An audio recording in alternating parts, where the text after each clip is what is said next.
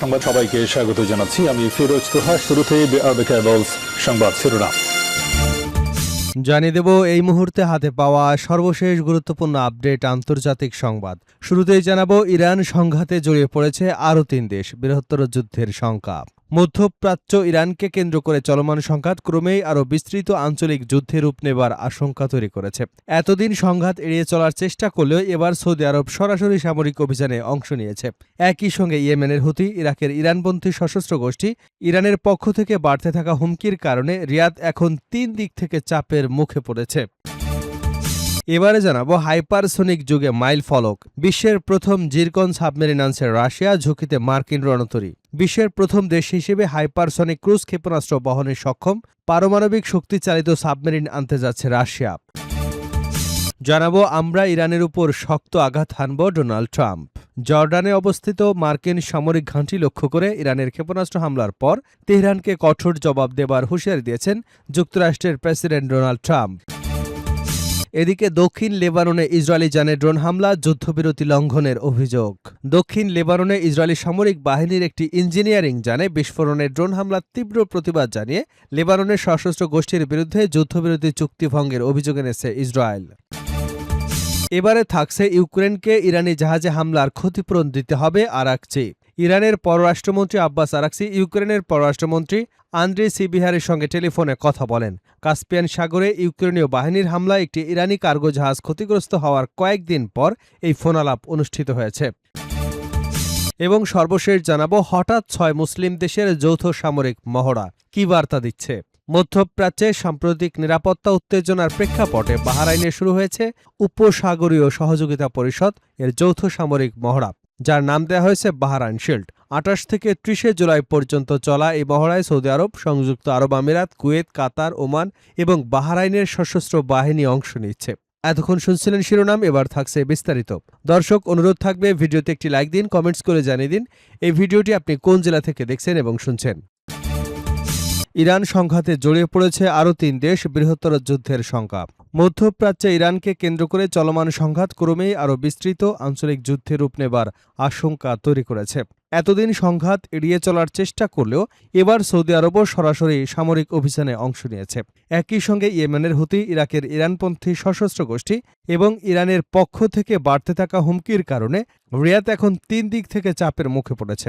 প্রায় ৫ মাস ধরে তেহরানের সঙ্গে যোগাযোগের পথ খোলা রেখে সংঘাত এড়িয়ে চলার চেষ্টা করছে সৌদি আরব। এমনকি ইরানের ড্রোন হামলায় সৌদি তেল স্থাপনাগুলো ক্ষতিগ্রস্ত হবার পরও দেশটি সরাসরি যুদ্ধে জড়ায়নি। তবে গত সপ্তাহে পরিস্থিতির নাটকীয় পরিবর্তন ঘটে। সিএনএনের প্রতিবেদনে বলা হয়, মঙ্গলবার ভোরে সৌদি যুদ্ধবিমান যুক্তরাষ্ট্রের বিমান বাহিনীর সঙ্গে যৌথভাবে পূর্ব ইরাকে একাধিক হামলা চালায়। সৌদি কর্মকর্তাদের মতে ইরাক ভিত্তিক ইরান সমর্থিত মিলিশিয়াদের বিরুদ্ধে চালানো হয়েছে এই অভিযান।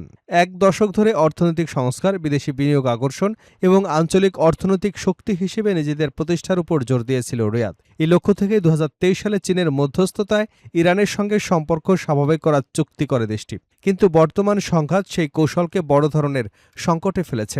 সামরিক বিশ্লেষকদের মতে বিশাল ভূখণ্ড, দীর্ঘ উপকূল রেখা এবং বিস্তৃত তেল অবকাঠামোর রক্ষার পাশাপাশি ৩টি ভিন্ন দিক থেকে হুমকি মোকাবেলা করা সৌদি আরবের জন্য অত্যন্ত কঠিন হয়ে উঠেছে।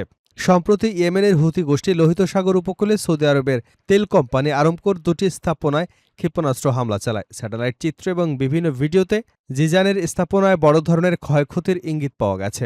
এর আগে বাবাল মান্দেব প্রণালীর মধ্য দিয়ে চলাচলকারী সৌদি জাহাজ অবরোধের ঘোষণা দেয় হুতি এবং লোহিত সাগরে সৌদির ২টি তেলবাহী ট্যাঙ্কারে হামলা চালায়। পরে আরও একটি সৌদি জাহাজে হামলার দাবি করে তারা। হরমুজ প্রণালীতে অচল অবস্থার কারণে সৌদি আরব তাদের তেল রপ্তানির বড় অংশ ইয়ানবু বন্দরের মাধ্যমে পরিচালনা করছে।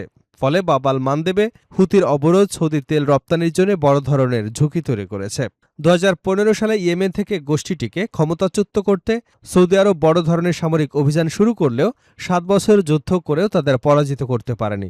২০২২ সালে যুদ্ধবিরতি হলেও পূর্ণ শান্তি প্রতিষ্ঠিত হয়নি। তবে হুতি নিয়ন্ত্রিত অঞ্চলে সৌদি আরব এখনও অর্থনৈতিক এবং আকাশপথে অবরোধ বজায় রেখেছে। সম্প্রতি গোষ্ঠীটি অভিযোগ করেছে, তেহরান থেকে সানায় অবতরণ করতে যাওয়া একটি বিমানে হামলা চালিয়ে বিমানবন্দর বন্ধ করে দেয় সৌদি আরব। ওই বিমানে ইরানের সাবেক সর্বোচ্চ নেতা আয়াতুল্লাহ আলী খামেনির জানাজা শেষে ফেরা একটি হুতি প্রতিনিধি দল ছিল। হাইপারসোনিক যুগে মাইল ফলক। বিশ্বের প্রথম জিরকন সাবমেরিন আনছে রাশিয়া, ঝুঁকিতে মার্কিন রণতরী। বিশ্বের প্রথম দেশ হিসেবে হাইপারসনিক ক্রুজ ক্ষেপণাস্ত্র বহনে সক্ষম পারমাণবিক শক্তিচালিত সাবমেরিন আনতে যাচ্ছে রাশিয়া। চলতি বছরের শেষ নাগাদ থিরিএম-22 হাইপারসনিক ক্রুজ ক্ষেপণাস্ত্র সহ পারমাণবিক সাবমেরিন রুশ নৌবহরে যুক্ত হবে। সামরিক বিশ্লেষকদের মতে জিরকন ক্ষেপণাস্ত্রে সজ্জিত ইয়াসেন-এম শ্রেণীর সাবমেরিন যুক্তরাষ্ট্রের বিমানবাহী রণতরীর বহরের জন্য বড় চ্যালেঞ্জ তৈরি করতে পারে। রাশিয়ার নৌবাহিনীর প্রধান অ্যাডমিরাল আলেকজান্ডার মইসেভ এ তথ্য নিশ্চিত করেছেন বলে একটি প্রতিবেদন প্রকাশ করেছে মিলিটারি ওয়াচ টাইম ম্যাগাজিন। তিনি জানান, ইয়াসেন-এম শ্রেণীর আক্রমণাত্মক পারমাণবিক সাবমেরিন পারম হবে রুশ নৌবাহিনীর প্রথম সাবমেরিন, যেখানে শুরু থেকেই জিরকন হাইপারসনিক ক্ষেপণাস্ত্র ব্যবহারের উপযোগী ব্যবস্থা রাখা হয়েছে। এর ফলে সাবমেরিনটির দূরপাল্লার আঘাত হানার সক্ষমতা এবং যুদ্ধক্ষেত্রে টিকে থাকার ক্ষমতা আরও বাড়বে। 2019 সালে প্রথমবারের মতো রুশ নৌবাহিনীর কাছে সরবরাহ করা হয় জিরকন ক্ষেপণাস্ত্র। রাশিয়ার দাবি, এটি বিশ্বের একমাত্র এ ধরনের হাইপারসনিক ক্রুজ ক্ষেপণাস্ত্র, যার পাল্লা প্রায় 1000 কিলোমিটার। পাশাপাশি এর সর্বোচ্চ গতি ম্যাক 9। এছাড়াও উচ্চ গতিতে কৌশল পরিবর্তনের সক্ষমতা রয়েছে জিরকন ক্ষেপণাস্ত্রের। আমরা ইরানের উপর শক্ত আঘাত হানব, ট্রাম্প।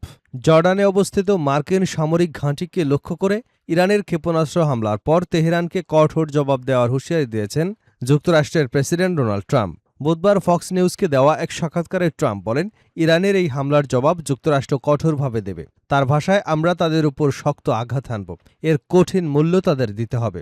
ট্রাম্প দাবি করেন, রাতের হামলায় ইরান একাধিক ব্যালিস্টিক ক্ষেপণাস্ত্র ছোড়ে। হামলার আগে মার্কিন সেনারা খুব অল্প সময়ের সতর্ক বার্তা পেলেও সব ক্ষেপণাস্ত্র সফলভাবে প্রতিহত করতে সক্ষম হয়। তিনি আরও জানান, ইরাকে ইরান সমর্থিত সশস্ত্র গোষ্ঠীগুলোর বিরুদ্ধে যুক্তরাষ্ট্র ও সৌদি আরব যে বিমান হামলা চালিয়েছে তা ইরাক সরকারের সঙ্গে সমন্বয় করেই পরিচালিত হয়েছে।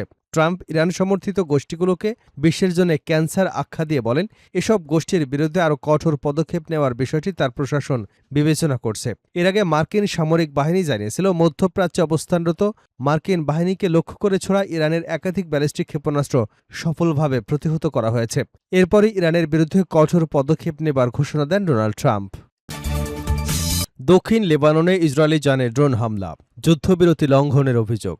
দক্ষিণ লেবাননে ইসরায়েলি সামরিক বাহিনীর একটি ইঞ্জিনিয়ারিং যানে বিস্ফোরক ড্রোন হামলা তীব্র প্রতিবাদ জানিয়ে লেবাননের সশস্ত্র গোষ্ঠীর বিরুদ্ধে যুদ্ধবিরতি চুক্তি ভঙ্গের অভিযোগ এনেছে ইসরায়েল। বুধবার ইসরায়েলি প্রতিরক্ষা বাহিনীর এক বিবৃতিতে বলা হয়, মঙ্গলবার গভীর রাতে অধিকৃত দক্ষিণ লেবাননের আলী তাহেরিস অঞ্চলে আইডিএফের একটি বিস্ফোরক বোঝাই ড্রোন হামলা চালায় লেবাননের সশস্ত্র গোষ্ঠী।